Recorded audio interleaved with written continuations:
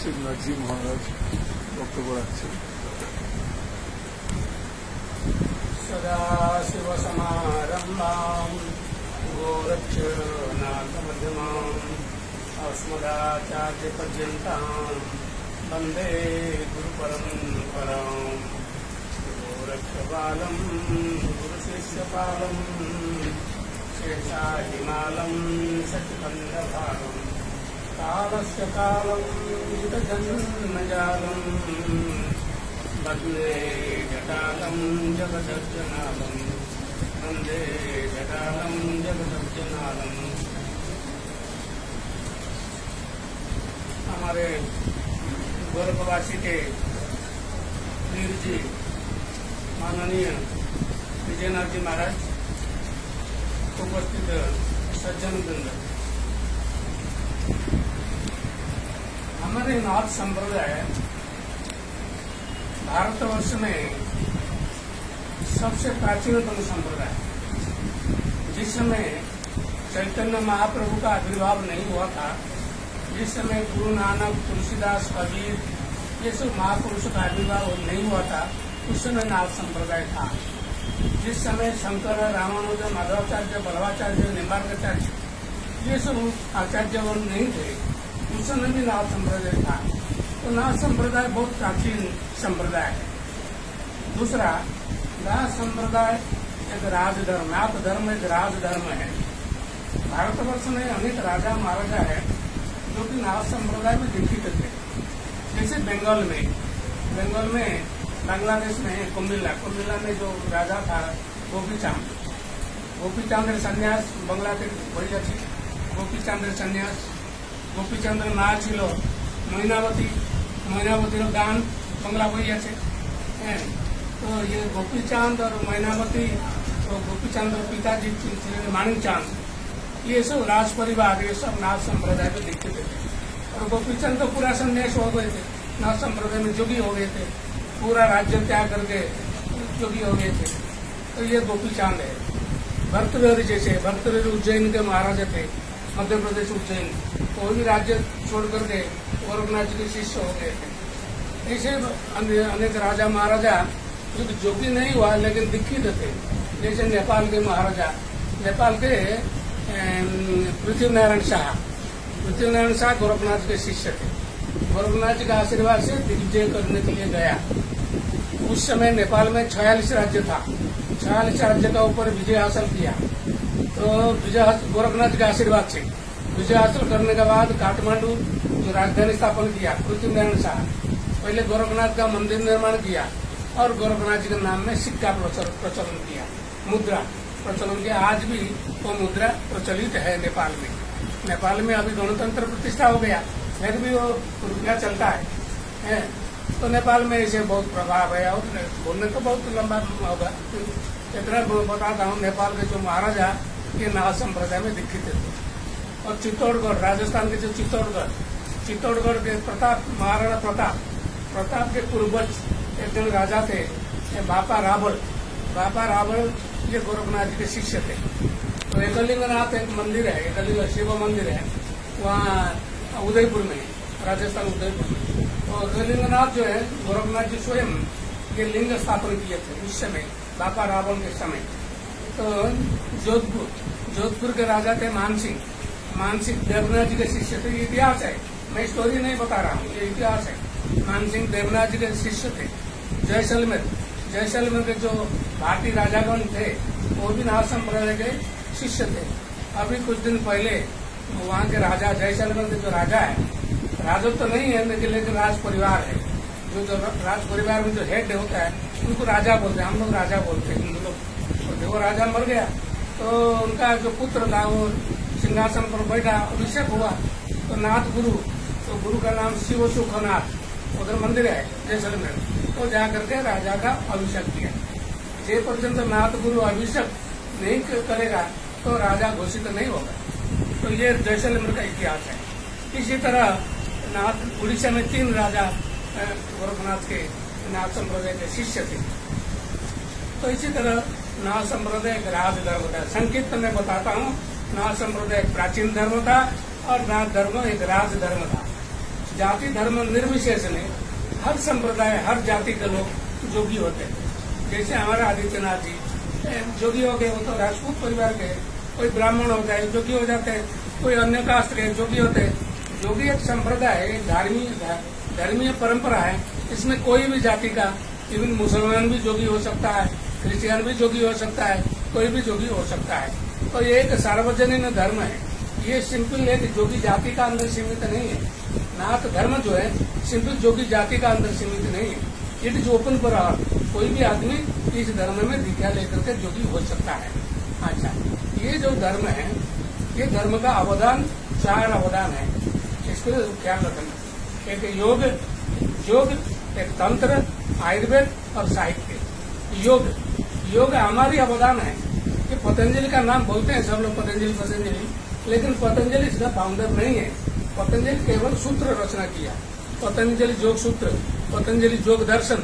पतंजलि ने इसको 195 सूत्र है, पतंजलि इसको रचना किया। लेकिन 84 प्रकार आसन है। कितने प्रकार आसन है? 84 प्रकार।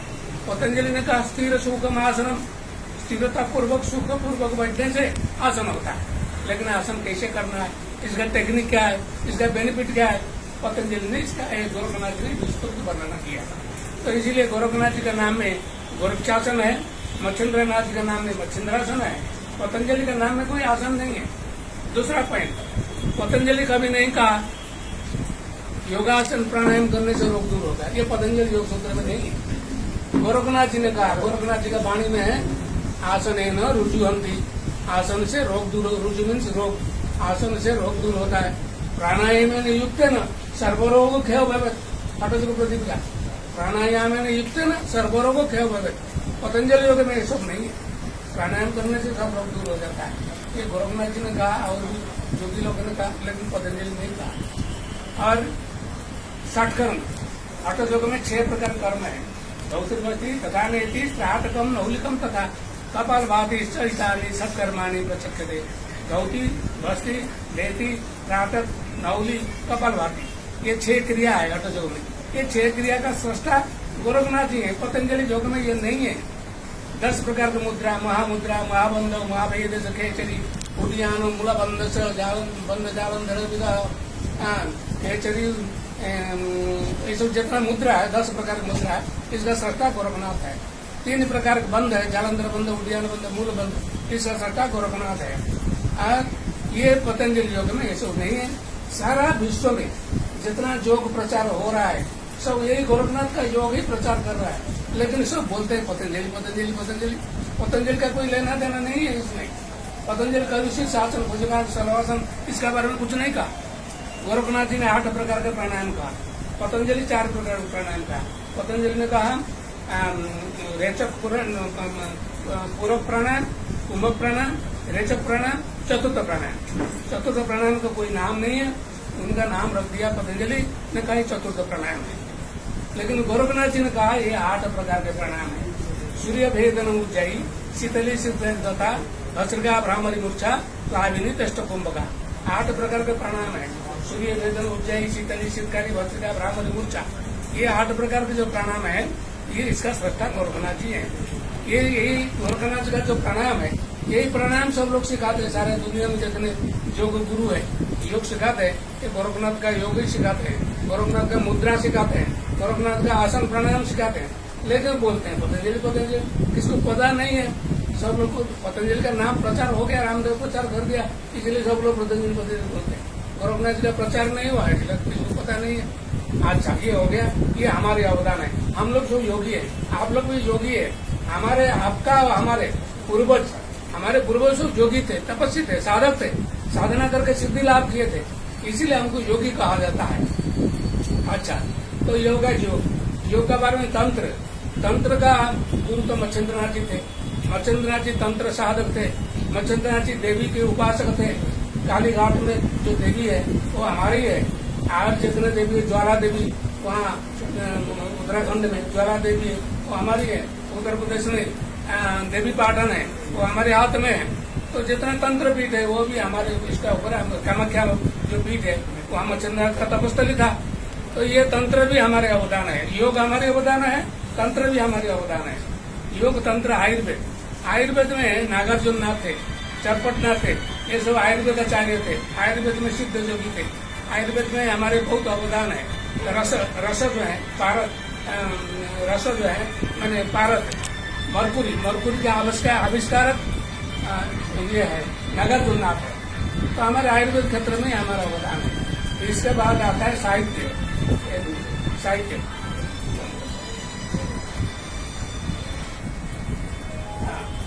आता है साहित्य। साहित्य में बंगला साहित्य, उड़िया साहित्य, आसामिया साहित्य, हिंदी साहित्य, ये सब साहित्य का मूल जो आदि कवि है सब नाथ सिद्ध है। बंगला, आसामिया, उड़िया साहित्य का कवि आदि कवि मानते मच्छिंद्रनाथ जी। हिंदी साहित्य का मानते गोरखनाथ जी। गोरखनाथ का एक वाणी है, मैं सुनाता हूँ। गोरखनाथ का वाणी, हसीवा खेलीवा गाईवा गीत, हसीवा खेलीवा गाईवा गीत, दृढ़ करी रखी अपना चित, हसीवा खेलीवा रहीवा रंग, काम क्रोध न करीवा संग, हसीवा खेलीवा धरीवा ध्यान, अहर्निश कथिवा ब्रह्म ज्ञान, हसे खेले न करे मन भंग, ते नियचल नाथ के संग। गोरखनाथ जी बोलते हैं। तो ये जो भाषा है, ये कौन सा भाषा है? इसको बंगाली लोग बोलते हैं ये बंगला है। हसीवा खेलीवा गाईवा गीत, दृढ़ करी रखी अपना चित, आसामिया लोग बोलते हैं आसामिया, उड़िया लोग बोलते उड़िया, हिंदी लोग बोलते नहीं ये हिंदी है। तो ऐसे भाषा एक पूर्वांचलीय भाषा है, ये सम्मिश्रण भाषा है, हिंदी उड़िया भाषा है। तो भाषा में भी हमारे अवदान है। और आज जो चर्चा है ये एक तो इसको रख देता पुनः रखते एक तो अभी जो चर्चा है, मुख्य चर्चा ये जो चौरंगनाथ उनका जन्म हुआ था सियालकोट में। सियालकोट पाकिस्तान में, एकदम पाकिस्तान में है। सियालकोट एक जगह है। तो सियालकोट के जो राजा थे, राजा का नाम शालिवाहन। शालिवाहन राजा के पुत्र थे ये चौरंगनाथ। चौरंगनाथ नाथ संप्रदाय में दीक्षा लेने के बाद उनका नाम हुआ चौरंगनाथ, लेकिन इससे पहले उनका नाम था पूरन भगत। इनका नाम था पूरन भगत। पूरन भगत देखने में बहुत सुंदर था, लड़का बहुत सुंदर था। तो राजा उनके पिताजी जो है, उनके पिताजी का कई रानियां थे, रानी विभिन्न कई प्रकार की रानी थी। सबसे छोटी रानी कम, वयस कम। तो रानी ये लड़का था, बड़ा रानी का लड़का है। लड़का का प्रति थोड़ा आकृष्ट हो गया, उनका सौंदर्य